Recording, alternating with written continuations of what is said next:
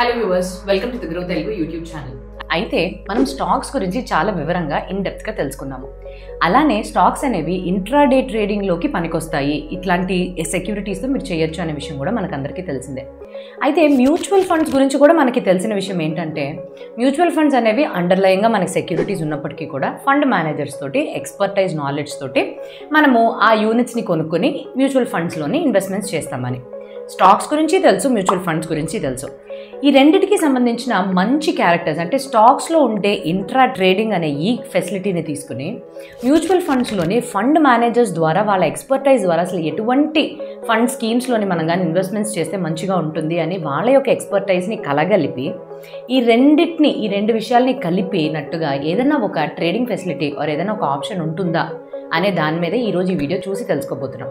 అయితే నేనేం చెప్పబోతున్నాను అని అంటే, ఎక్స్చేంజ్ ట్రేడెడ్ ఫండ్స్ ఎలాగైతే స్టాక్స్ గురించి మ్యూచువల్ ఫండ్స్ గురించి తెలుసుకున్నామో, ఈరోజు ఈ వీడియో ద్వారా మనం అసలు ఎక్స్చేంజ్ ట్రేడెడ్ ఫండ్స్ అంటే ఏంటి, సో దీనికి స్టాక్స్కి మ్యూచువల్ ఫండ్స్కి మధ్యన ఉన్న తేడాలేంటి, అండ్ వీటిలో ఎన్ని రకాల ఈటీఎఫ్స్ ఉంటాయి, ఈటీఎఫ్స్లో ఉండే అడ్వాంటేజెస్ అంటే మనకి ఉపయోగపడే విషయాలు ఏంటి, అండ్ వాటిలో ఉండే రిస్క్స్ ఎలాగుంటాయి, టాక్సేషన్ పరంగా అసలు మనకు వచ్చే ఆదాయాన్ని ఎలా చూడాలి ఈటీఎఫ్స్ నుంచి, అండ్ ఒక ఈటీఎఫ్ని ఎంచుకోవడానికి ఏ విషయాల్ని చూడాలి, అండ్ ఒక అకౌంట్ని ఓపెన్ చేసి ఈటీఎఫ్స్ని ఎలాగా ట్రేడ్ చేయాలి అనే విషయాన్ని ఈ వీడియో ద్వారా తెలపడానికి మేము ముందుకు వచ్చేసానండి.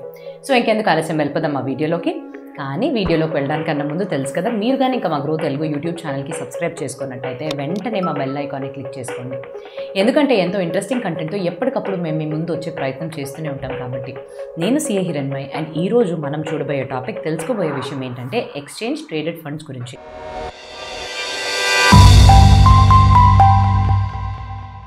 ఎక్స్చేంజ్ ట్రేడెడ్ ఫండ్స్ అంటే ఏంటి? ఇంతకుముందు చెప్పినట్టుగానే ఎక్స్చేంజ్ ట్రేడెడ్ ఫండ్స్కి రెండు ముఖ్యమైన విషయాలు ఉంటాయి. మొట్టమొదటిది, ఇది స్టాక్స్ లాగా, షేర్స్ లాగా స్టాక్ ఎక్స్చేంజ్ పైన ట్రేడ్ చేయగలిగిన లిస్ట్ అయి ఉంటాయన్నమాట. సో మీరు మార్కెట్ అవర్స్లోనే దీన్ని కొని అమ్మడం లాంటి ట్రేడింగ్ విషయాల్ని చేయొచ్చు. రెండవది ప్యాసివ్ మేనేజ్మెంట్. ఒక మ్యూచువల్ ఫండ్ని ఎలాగైతే ఫండ్ మేనేజర్స్ మేనేజ్ చేస్తారో అలానే ఎక్స్చేంజ్ ట్రేడెడ్ ఫండ్స్కి కూడా ఫండ్ మేనేజర్స్ ఉంటారు. వాళ్ళ యొక్క ఎక్స్పర్టైజ్ ద్వారా ప్యాసివ్గా ఈ పర్టికులర్ ఫండ్స్ని మేనేజ్ చేస్తూ ఉంటారు. ఇప్పుడు మనం ఈటీఎఫ్స్ అనేవి ఎలా వర్క్ అవుతాయని తెలుసుకుందాం. సో ఈటీఎఫ్స్ వర్క్ అయ్యే విధానం చాలా సింపుల్ అయినదే.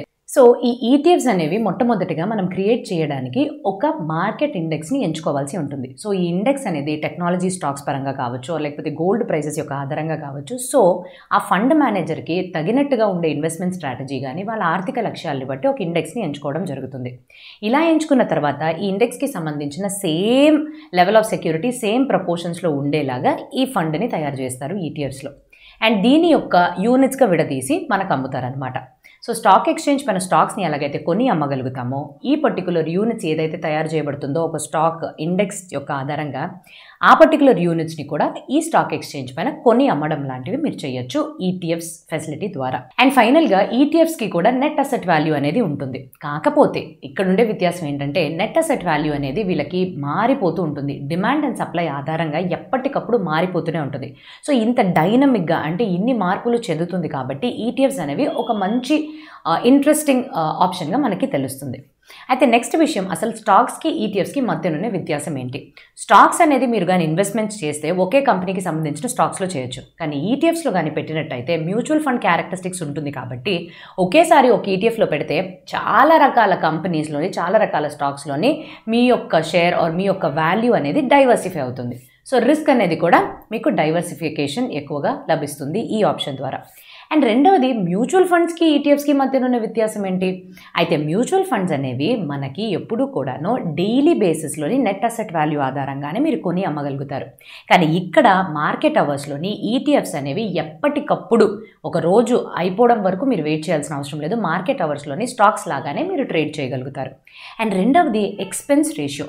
ప్రతి ఒక్క మ్యూచువల్ ఫండ్ని కూడా మేనేజ్ చేయడం కోసం ఎంతో కొంత ఆపరేటింగ్ ఎక్స్పెన్సెస్ కోసం ఒక ఎక్స్పెన్స్ రేషియో అనేది ఉంటుంది ఫండ్కి. అంటే ఏంటి? మీరు ఇన్వెస్ట్మెంట్స్ చేసే దాంట్లో ఈ పర్సెంటేజ్ వరకు ఫండ్ వాళ్ళు తీసుకుంటారని.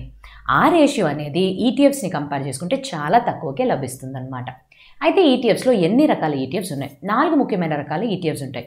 Gold ETFs, equity ETFs, debt ETFs and international ETFs అనమాట. గోల్డ్ ఈటీఎఫ్స్ అంటే పేరు నుంచి మనకు అర్థమవుతుంది, ఫిజికల్గా గోల్డ్లో మీరు ఇన్వెస్ట్ చేయడం కన్నా ఈ ఈటీఎఫ్స్ని కానీ కొనుక్కున్నట్టయితే ఫిజికల్ ఫామ్ని మీరు ఎలక్ట్రానిక్ ఫామ్లో హోల్డ్ చేస్తున్నట్టు. అయితే దీనికి మీరు ఫిజికల్గా హోల్డ్ చేస్తే వచ్చే రిస్క్స్ ఏవైతే ఉంటాయో అవి ఏవి ఉండవు అండ్ ట్యాక్స్ బెనిఫిట్స్ కూడా మీకు లభిస్తాయి. సో రెండవది ఈక్విటీ ఈటీఎఫ్స్. సో ఈక్విటీ ఈటీఎఫ్స్లోని నిఫ్టీ 50 కానీ సెన్సెక్స్ కానీ ఈ ఇండెక్స్ని ఫాలో అవుతూ ఇటువంటి స్కీమ్స్ని తయారు చేస్తాయి. అయితే ఈ స్కీమ్స్లో కానీ మీరు ఇన్వెస్ట్మెంట్స్ చేసినట్టయితే దీర్ఘకాలికంగా మీ యొక్క ఆస్తుల్ని పెంచుకునే విధంగా వెల్త్ క్రియేషన్ పరంగానే గోల్ అనేది ఉంటుంది. ఇలా కాదు నేను రిస్క్ కొంచెం తక్కువ తీసుకోవాలి అని అనుకుంటున్నాను, స్టడీగా నాకు ఇన్కమ్ రావాలి అని అంటే దానికి కూడా ఒక పర్టికులర్ సొల్యూషన్ ఉంది, అదే డెట్ ఈటీఎఫ్స్. సో ఈ పర్టికులర్ డెట్ ఈటీఎఫ్స్ అనేవి ఎక్కువగా కూడా గవర్నమెంట్ బాండ్స్లో, కార్పొరేట్ బాండ్స్లో ఇన్వెస్ట్మెంట్స్ అనేవి చేస్తాయి. ఎందుకంటే ఇక్కడ స్థిరమైన ఆదాయం అనేది లభిస్తుంది, రిస్క్ కూడా చాలా తక్కువ ఉంటుంది కాబట్టి. ఇవేమీ కాదు, మన దేశీయ మార్కెట్లో కాకుండా అంతర్జాతీయ మార్కెట్లో ఆ స్టాక్స్లో ఇన్వెస్ట్మెంట్స్ చేయాలనుకుంటే దానికి కూడా ఇక్కడ ఒక వర్గమైన ఈటీఎఫ్స్ ఉన్నాయి, అవే ఇంటర్నేషనల్ ఈటీఎఫ్స్. సో దీని ద్వారా మీరు ఇంటర్నేషనల్ మార్కెట్స్లోకి కూడా అడుగు పెట్టచ్చు. సో ఇన్ని రకాల ఈటీఎఫ్స్ అనేది మన ముందుకి లభిస్తున్నాయి. కాకపోతే ఈటీఎఫ్స్ వల్ల మనకి వచ్చే ఉపయోగాలు ఏంటి, ఎటువంటి లాభాలు అనేవి ఉంటాయి? మొట్టమొదటిది లిక్విడిటీ. యూజువల్గా మీరు కానీ మ్యూచువల్ ఫండ్స్లో వేసినట్టయితే ఒక పీరియడ్ అనేది ఉంటుంది, అంటే మీరు ఇంట్రాడే ట్రేడింగ్ అనేది చేయలేరు. కాకపోతే ఒక ఈటీఎఫ్స్లో ఇన్వెస్ట్మెంట్స్ చేస్తే దీనికి భిన్నంగా లిక్విడిటీ అనేది ఎక్కువగా ఉంటుంది. ఎప్పుడు కావాలంటే అమ్ముకోవచ్చు, ఎప్పుడు కావాలంటే తీసుకోవచ్చు. ఇది ఫస్ట్ది. రెండవది, మీకు యాక్సెసిబిలిటీ అనేది ఎక్కువ ఉంటుంది. ఒక దాంట్లో మీరు ఇన్వెస్ట్మెంట్స్ చేస్తే, ఒక గోల్డ్ ఈటీఎఫ్లో చేస్తే వివిధ రకాల గోల్డ్ స్టాక్స్లోని మీ యొక్క రిస్క్ అనేది డైవర్సిఫై అవుతుంది. సో ఈ యాక్సెసిబిలిటీ అనేది ఒక దాంట్లో వేస్తే అది 10 రకాలుగా విడిపోతుంది కదా, సో ఆ యాక్సెసిబిలిటీ ఉంటుంది. Next transparency. సో ఏ ఒక్క ఈటీఎఫ్స్ కూడా ప్రతిరోజు వాళ్ళకుండే హోల్డింగ్స్ని చాలా ట్రాన్స్పరెంట్గా చూపిస్తూ ఉంటారు. సో దీనివల్ల అసలు ఎక్కడ ఇన్వెస్ట్మెంట్స్ జరుగుతున్నాయి, మీ యొక్క ఇన్వెస్ట్మెంట్ మీరు ఇన్వెస్ట్ చేసిన డబ్బులు ఎలా వెళుతున్నాయని మీరు ఈజీగా తెలుసుకోవచ్చు. అండ్ ఆఖరిది చాలా కాస్ట్ ఎఫెక్టివ్. మిగతా మ్యూచువల్ ఫండ్స్తో పోల్చుకుంటే నేను ఇందాక చెప్పాను కదా ఎక్స్పెన్స్ రేషియో తక్కువ ఉంటుందని, మిగతా మ్యూచువల్ ఫండ్స్కి ఒక యావరేజ్గా 2% ఉండే ఎక్స్పెన్స్ రేషియో ఈటీఎఫ్స్ పరంగా కానీ చూస్తే స్టార్టింగ్ నుంచి మీకు ఒక 0.35% నుంచి స్టార్ట్ అవుతుంది. సో అంత తక్కువగా ఉంటుంది.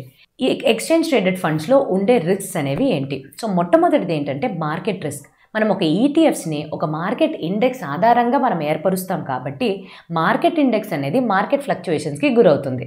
సో ఈ ఈటీఎఫ్స్ అనేది మార్కెట్ ఫ్లక్చువేషన్స్కి చాలా వరకు గురవుతూ ఉంటుందనే విషయం గుర్తుంచుకోవాలి. Next tracking error. ఎప్పుడైతే మనం ఫామ్ చేసే మనం ఇన్వెస్ట్ చేసే ఈటీఎఫ్స్ అనేవి మార్కెట్ యొక్క ఇండెక్స్ నుంచి ఉండే పర్ఫార్మెన్స్ నుంచి డీవియేట్ అవుతుందో, అంటే పర్ఫార్మెన్స్ ఒక తీరుగా ఉంది, ఇది ఇంకో తీరులో వెళ్తుంది, అదే దిశలో పర్ఫామ్ చేయకపోతే దీన్ని మనం ట్రాకింగ్ ఎర్రర్ అని అంటాం. సో ఇక్కడ ఇండెక్స్ని మనం ఫాలో అవుతాం కాబట్టి దాని నుంచి ఎటువంటి పర్ఫార్మెన్స్ డీవియేషన్ ఉన్నా కూడా ట్రాకింగ్ ఎర్రర్లోకి వస్తుంది.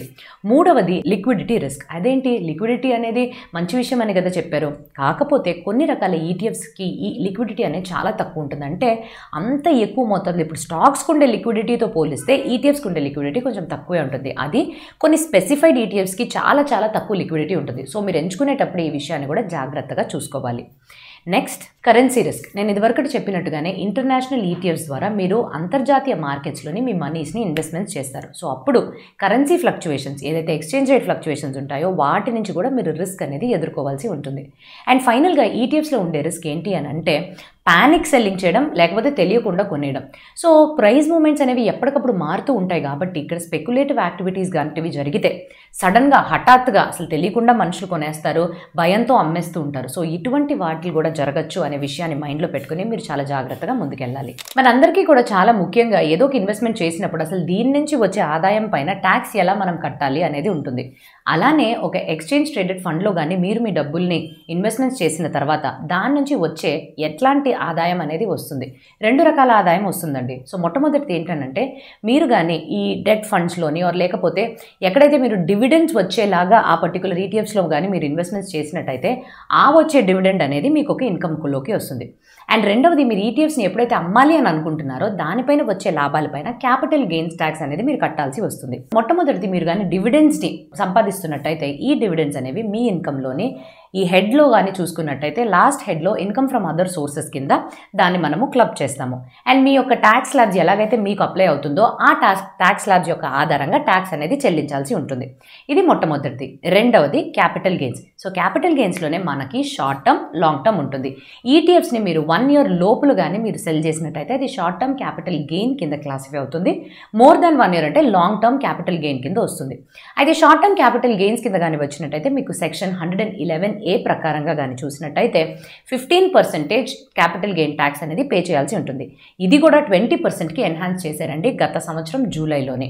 అలానే 112A యొక్క ఆధారంగా లాంగ్ టర్మ్ క్యాపిటల్ గెయిన్ మీరు దాదాపుగా 10% చెల్లించాల్సి ఉంటుంది ఈ పర్టికులర్ ఈటీఎఫ్స్ పైన వచ్చే క్యాపిటల్ గెయిన్స్ పైన. కాకపోతే ఈ 10ని కూడా 12.5%కి లాస్ట్ ఇయర్ జూలై నుంచి మార్చడం అనేది చూసాము. ఇవన్నీ తెలుసుకున్నాం కదా. సో అయితే మనము ఒక ఈటీఎఫ్స్ని మనకి సరిపోయే విధంగా ఎంచుకోవడానికి గల చూడాల్సిన విషయాలేంటి? మొట్టమొదటిది మీ లక్ష్యాలు ఏంటి? సో ఎక్కడన్నా ఒక మ్యూచువల్ ఫండ్ కానీ స్టాక్స్ కానీ ఈటీఎఫ్స్ని ఎంచుకునేటప్పుడు మీ లక్ష్యాలు ఎలాగున్నాయి? మీరు గ్రోత్ పరంగా ఆలోచిస్తున్నారా? ఒక ఆదాయం రావాలని ఆలోచిస్తున్నారా? లేకపోతే మీ అసెట్స్ని పెంచాలి పోర్ట్ఫోలియో అని అనుకుంటున్నారా? సో దీని యొక్క ఆధారంగా ఈటీఎఫ్స్ని ఎంచుకోవచ్చు.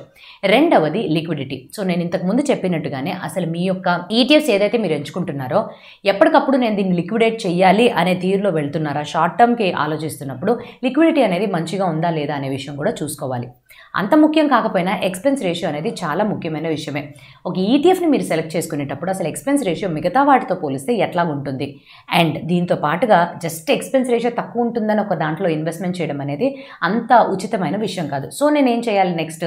అసలు ఈ ఈటీఎఫ్ ఒక పాస్ట్ పర్ఫార్మెన్స్ ఎలాగుంది, సో పాస్ట్లో ఎలా పర్ఫామ్ చేశారు అనే డేటాని తీసుకుని ఆ పర్టికులర్ ఈటీఎఫ్స్ని మేనేజ్ చేస్తున్న ఫండ్ మేనేజర్స్ యొక్క ఎక్స్పీరియన్స్ ఎలా ఉంటుందో చూసుకుని వీటన్నిటినీ కూడా నేను ఒక సూచన కింద మాత్రమే తీసుకోవాలి. అంతేగాని ఇదే బేసిస్లో ఫ్యూచర్లో కూడా ఇలాగే ఉంటుంది అనే అపోహతోటి అలాగా స్ట్రైట్గా అయితే వెళ్ళిపోకూడదు.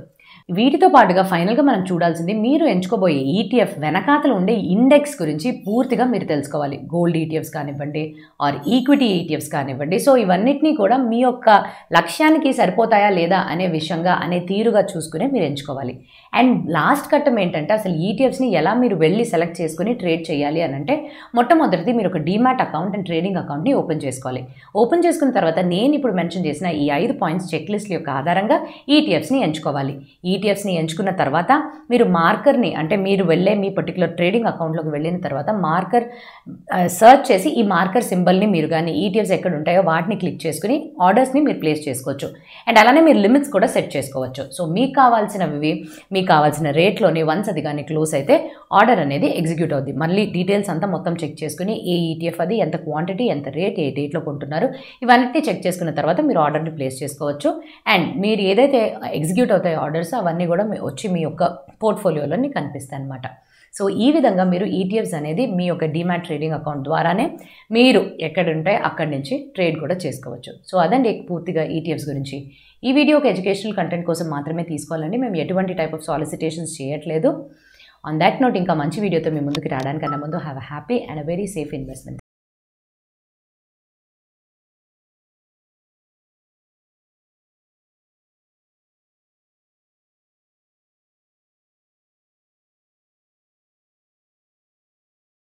Investment in securities market are subject to market risks. Read all the related documents carefully before investing. Please read the risk disclosure documents carefully before investing in equity shares, derivatives, mutual fund, and or other instruments traded on the stock exchanges.